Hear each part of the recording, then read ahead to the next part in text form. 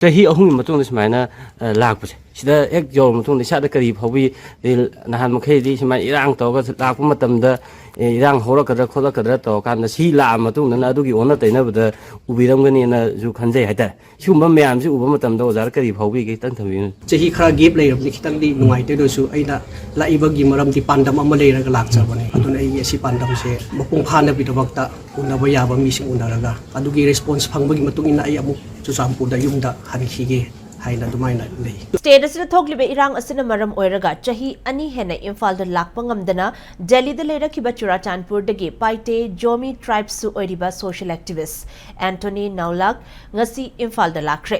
Singjamai chinga makha yanglem lekai dagi okram jaya kawi mitei nupi ama loba Anthony Supreme Court ta IDP singi yaifanaba PIL su thaduna IDP singi leplibane Anthony gi khongchat asida Imphal gi relief camp sing the lady ba mitei IDP sing gasu mahakna unaduna makhoi gi awada pa sing gi paudam adu taraba matungda state amadi center lengakta wari sagadori hiramasi gi matang de impact news to gi paudam ama impact news na Manipur da hokhiba sahi ahum lok pharaba irang asiga mari leinana tongan ba breaking news kaya ama miyam da pudun lai ngasi asina white camsan Manipur gi anoba CM oina thaupuba hokram tungda laiba peace development gi oiba tongan ba story sing asigi manung sanna ngasi asisu kuki amadi maitai singi marakta sangthok changsin da tongan ba problem ama thomba du hojiti tamna pharai haibagi yamna mayak larba khudam ama utnabagi damakta ko impact news ke team na ngasi asi miyam ge damakta special story im pudun laksari na Anthony Naulak kowi ai Paite-Zomi community dagi ni Churachandpur dagi ado ai ka famina reba imasina ai gi madai loni ai gi lupi gi mamani aina sida lakpagi maramdi irang hek hobudagi aina hojik phawwa IDP sing gi damakta issue raise yam tawki ahan mada haikota aina PI oina thaki adugi matungda gita committee hojik na Supreme Court ta asigi matangda Supreme Court ta hearing chathari aduna hojik se sarkar ma pali wanina aduna aina su khanbasida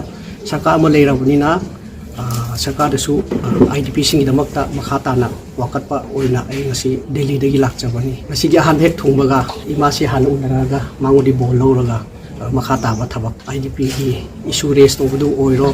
CM unabasu aduga relief camp da IDP si unaba mathang chatharage na khanbi chahi ahum matungda sumaina lakpase sida ek yawm matungda isada kari phawbi nahan makhaydi sumaina irang tawga lakpa matamda irang horakadra kholakadra tawkanda si la matungda adugi onna tainabada ubiramganina ju khanjai haitare sigumba mayamsi uba matamda ozar kari phawbi ge tang thambi chahi khara gap leirabni khitangdi nungaite dosu aina laibagi maramdi pandam ama leiraga lakchabane aduna ai asi pandam se mapung phanabidabakta unaba yaba mising unaraga adugi response phangbagi matung ina ai amuk Churachandpurda yumda hankhige haina dumaina lei aina hojik haining isidi sida khwaidagi victim oiriba awaba tabase IDP sing ni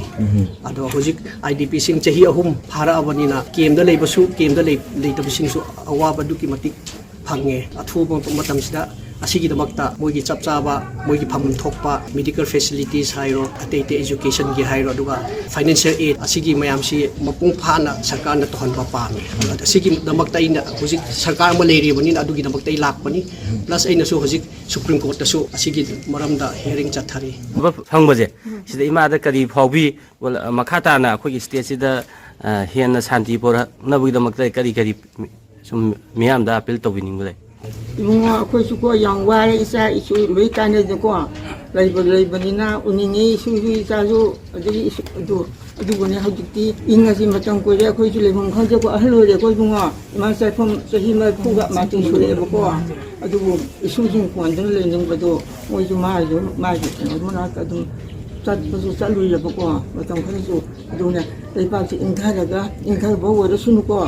aduga ko isa isu puna mo suga le ni na si imana pamtai mahaki manem bok ka unarakanda mahangna kogi state asida ing tappa purak naba maroina IDP singi yaifana bugi damakta paikhat iba tongan ba thabak thorom sing asi henna mai pang na bugi damakta yaifama go ni ba la kanda ꯃꯔꯨꯑꯣꯏꯅ ꯆꯍꯤ ꯑꯍꯨꯝꯒꯤ ꯃꯇꯨꯡꯗ ꯏꯝꯐꯥꯜꯒꯤ ꯑꯦꯔꯤꯌꯥꯗ ꯑꯦꯅꯤ ꯀꯝꯃ꯭ꯌꯨꯅꯤꯇꯤꯒꯤ ꯃꯤꯑꯣꯏꯁꯤꯡꯅ ꯂꯥꯛꯄ ꯃꯇꯝꯗ ꯃꯄꯨꯡ ꯐꯥꯅ ꯌꯥꯝꯅ ꯁꯦꯞ ꯑꯣꯏꯔꯦ ꯐ꯭ꯔꯤ ꯑꯣꯏꯔꯦ ꯍꯥꯏꯗꯨꯅ ꯑꯩꯈꯣꯏ ꯂꯩꯉꯥꯛꯀꯤ ꯃꯥꯏꯀꯩꯗꯒꯤ ꯍꯟꯗꯛꯇ ꯂꯥꯎꯊꯣꯛꯈꯤꯕ ꯋꯥꯐꯝꯁꯤꯡ ꯑꯗꯨ ꯌꯥꯝꯅ ꯃꯌꯦꯛ ꯁꯦꯡꯅ ꯎꯠꯄ ꯑꯃ ꯑꯣꯏꯅ ꯍꯧꯖꯤꯛ ꯃꯐꯝꯁꯤꯗ ꯃꯍꯥꯛꯅ ꯂꯥꯛꯑꯀꯥꯟꯗ ꯃꯍꯥꯛꯀꯤ ꯊꯃꯣꯏꯗ ꯐꯥꯎꯕ ꯇꯣꯉꯥꯟ ꯇꯣꯉꯥꯟꯕ ꯋꯥꯐꯝꯁꯤꯡ ꯍꯧꯖꯤꯛ ꯃꯤꯌꯥꯝꯅ